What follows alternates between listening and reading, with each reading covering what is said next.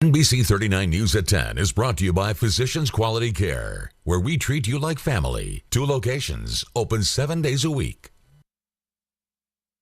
Now, from your hometown news team in the heart of downtown Jackson, this is NBC 39 News at 10. Good evening and thank you for tuning in to NBC 39 News. I'm Meredith Mitchell. And I'm Josh Egbert. The Madison County Commission met this morning to discuss multiple topics facing the county, including the fiscal health of the county going into the next year's budget. NBC 39's Jackson Overstreet has more. With the ratification of the 2018-19 budget coming in a few weeks for Madison County, the County Commission spent part of their meeting Monday discussing the fiscal health of the county and the results of a recent audit of the 2016-2017 budget. Madison County historically has had one of the best audits. This time we had several findings that were a little bit disturbing. Commissioner Larry Lawrence chairs the audit board for the county. He says that most of the issues that arose from this budget are minor. And we put in a new software system, and this caused some problems that we should have caught. But there was one issue that was concerning. There was one case where we did not have segregation of duties, which enabled an employee or a couple of employees to misuse some funds. Lawrence says that this issue is under investigation by the state and an isolated incident. It was caught by our finance department. They're the one who reported it to the state. So even though it was bad, we did catch it ourselves. Besides the misuse of funds situation, all of the other issues that came up in the audit do not adversely impact the county. None of these involved any loss of money for the county. As far as the outlook for this year's upcoming budget, it's a much brighter picture for Madison County. The preliminary budgets are looking good. If we continue the trajectory we have right now, I think we'll have one of the best budgets we had in ages. In Jackson for NBC 39 News, I'm Jackson Overstreet. The 2018-2019 budget is expected to be ratified by the county on June 29th. Now, your first weather. And taking a look at our radar across parts of West Tennessee, we are seeing still a few showers around the area. A few of those showers up near Union City. A majority of the rain, though, has pushed off into Middle Tennessee, so leaving behind it. Clearing skies here across West Tennessee as we head into the overnight hours of tonight and into early tomorrow morning. Temperature-wise today, we did make it back into the 80s in most areas and did pick up a little bit of light rain, especially east of the Jackson area here late this afternoon. Now, some isolated showers are in the forecast once again. Mainly afternoon hours for your Tuesday, but very warm and humid weather expected too as we head through the next several days. Taking a look at our forecast as you start the day on our Tuesday, 69 with partly to mostly sunny skies around 7 o'clock in the morning. By noontime, may see a little shower chance, at least increasing chances of some scattered showers as we get into the afternoon hours of your Tuesday. Looking for a high of about 84 degrees, but with dew points in the low 70s. Yeah, it's going to feel a lot warmer and a lot more humid across the area. Now, once this rain chance moves out of here on Tuesday, it looks like drier weather, at least rain-free weather, back in the forecast through the end of the work week. Another rain chance arrives, though, as you get ready for the upcoming holiday weekend. And we'll talk more about that with your hometown forecast coming up in just a few more minutes. Governor Bill Haslam announced Monday that he will not be signing the Sanctuary Cities bill passed by the Tennessee General Assembly last month.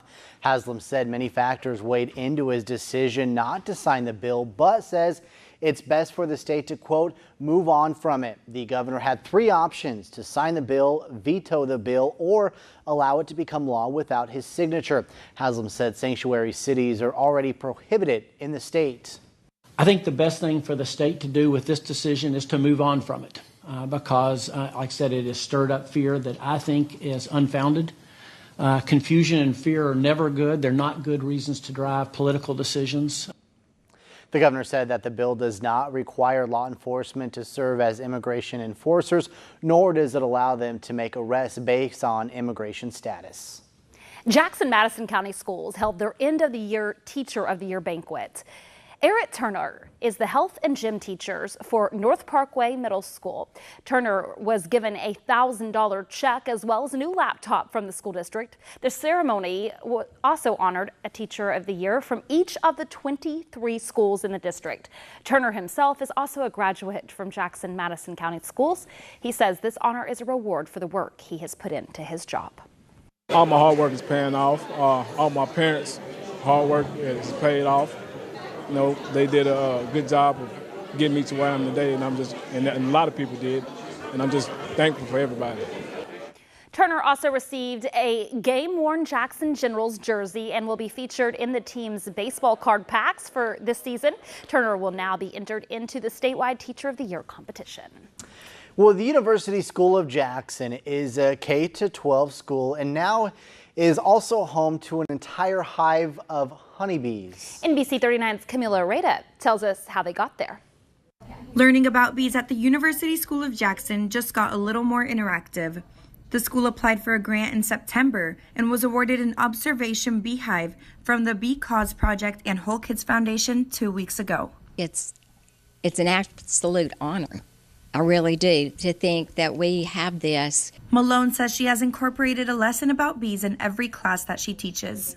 My favorite thing about the bees is that they never leave the queen. That the workers carry the dead bodies out of the nest. $5 from every jar of honey sold goes to help maintain their observatory beehive. The other $10 goes to the Pay It Forward program, where they will help raise funds so another school can get one as well. And hopefully by us earning money that we'll be able to give it and pay it forward to some more schools, because like I said, our bee shortage is getting to be a really problem, and the more schools that have it, the more bees that'll be out there. The University School of Jackson is the first school in West Tennessee to have a beehive installed in their school by the Bee Cause Project. They hope this project will encourage the youth to learn and care about the well-being of honeybees so they can help protect their future. For NBC 39 News, I'm Camila Rueda. The Hope Store can now be found on the intersection of South Highland and Royal Street. This thrift store donates every cent to their treatment program, Women of Hope. Now, the faith-based rehabilitation program gives hope to women who were in the cycle of addiction and helps them restore their lives. Tina Huey was a 19-year-old meth user and addict, but after being involved with the program for the past 6 years, she has recovered and is now the store manager. It's God's grace, I'll tell you that. Jesus I'm truly changed, because where people didn't trust me before, they're able to trust me now, because I'm not the same person I once was. Huey says this is her way of giving back to the program after it helped her change her life. She provides support to women who are also currently going through the program, as well as women who walk into the store and just want to have a conversation. The Exchange Club of Jackson has put up their flags of freedom along US 45 bypass.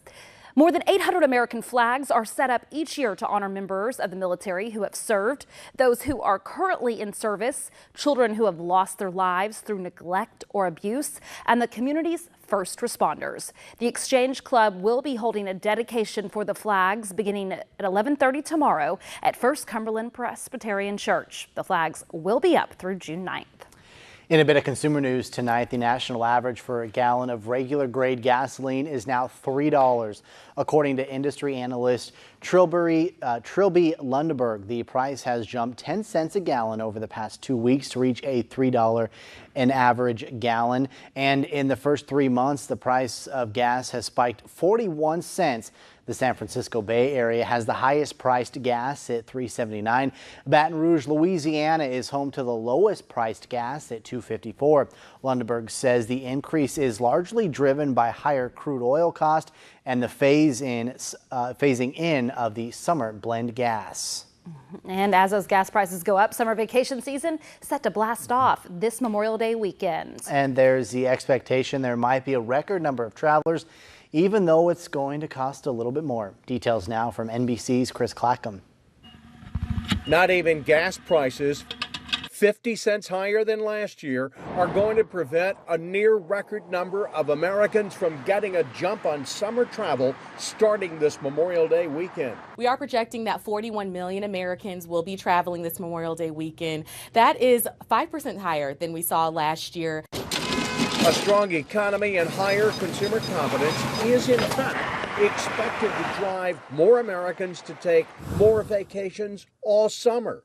but not necessarily long vacations. 3 to 5 day trips versus the 7 to 14 day trips that maybe used to be very popular. So Janine because Memorial Day says travel experiences are what many consumers want this summer, with music festivals and concerts topping the list starting this weekend. Over Memorial Day weekend, you have Pink in Las Vegas, Justin Timberlake in Dallas, U2 in Atlanta, and Taylor Swift in Denver.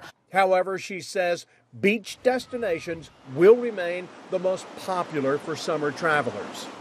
And as for flying, TSA's expectation of record air travel between Memorial and Labor Day has it adding 1,000 new security officers before peak summer travel begins.